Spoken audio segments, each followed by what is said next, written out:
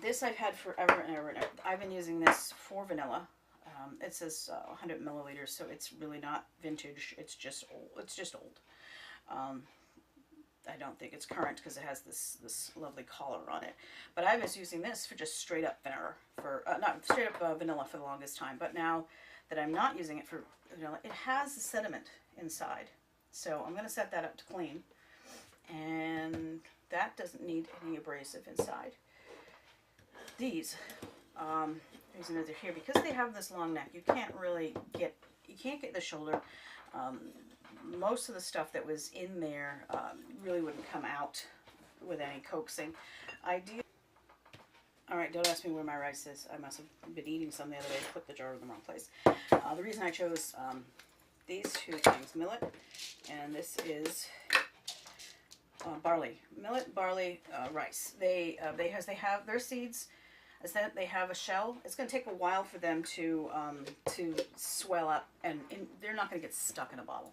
So any of these will work fine. I'm going to use the millet because I haven't used it up in a while, and I know I'm not going to eat it anytime soon.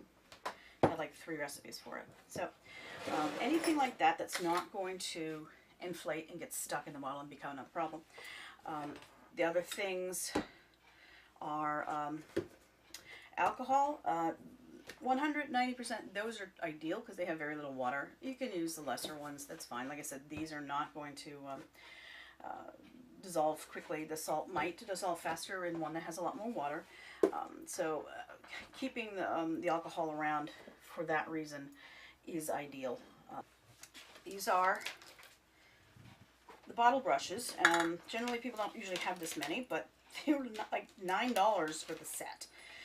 So definitely want to get the set for $9. Mine are a little rusty because, as I discovered, obviously these twists of steel are not, they're not stainless. A lot of these have specific uses like radiators and such like and such forth, and they're not a forever item. They're a disposable item, you know. But that's why they're so cheap. And then you can bend them to get around corners and get under shoulders. The tops on almost all of them is way too scratchy for the bottoms of anything. So that's why this bottle brush has that lovely curl on the end. I might actually take a pair of pliers and curl the ends of these. Yeah. All right. So curl around the bottom, and now you've got bristles facing the bottom. This one I'm going to lean into this, make it nice and much wider. It's not going to go straight down. I've got this one to go the little next, but I want something that will go under the shoulder. I want it to be like a finger that's longer than my finger. There we go.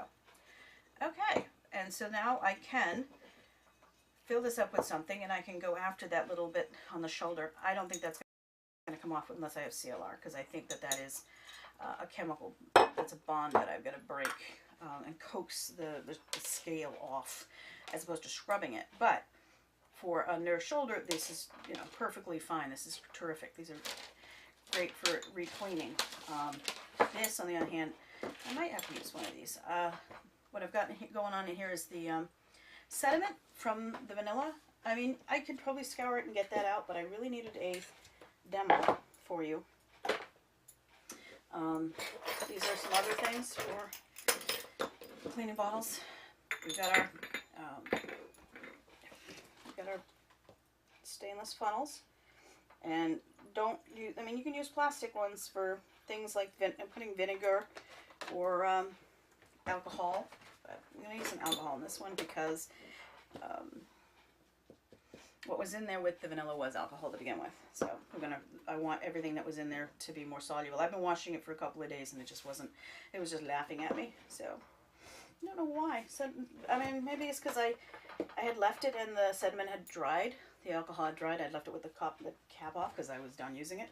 So most of my problems are my own fault. So if I would take better care of things, I need to find the lid for this. But, I've been buying from them for years. So we've got, see, it's already doing its magic. So the alcohol is doing its deal. I probably want the millet, and put some millet in there. Now I'm going to pretend that this jar has a lot more stuff in it that shouldn't be there. than this one does. So once you've got that in there, you just do that. And like I said, the seeds are not going to swell up. They have to be heated, which they're not going to be. So they're not going to swell up. And that's just going to like slightly braid the inside of the glass.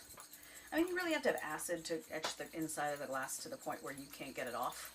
So it's generally inside of that is chemical. It's usually the calcium lime deposits from, you know, being full of water and left alone. Tap water has got stuff in it. It's not going to hurt you, but long-term exposure to kitchen items turns them colors, leaves scale, especially if it dries off of it. Yeah. Oh, that's nice and clean. Now, 2 days it's been sitting in the sink. Can't see, but it's so, I'm very pleased. It's so clean. I can use it for something else now. I think that bottle is charming, and it fit nicely into my cupboard now. I'm going to let that air dry somewhere near the stove. Yeah, this top is still good. It has because it wasn't sealed with heat sealed, I think. So it's never rot, and it's plastic, so it hasn't given up the ghost bit. It really doesn't have to be. I mean, I'm not canning or jarring this stuff. It just has to be good for the shelf. So that's going to get dried, and then I'm going to not be back to it, but I'm going to find something yummy to put inside that.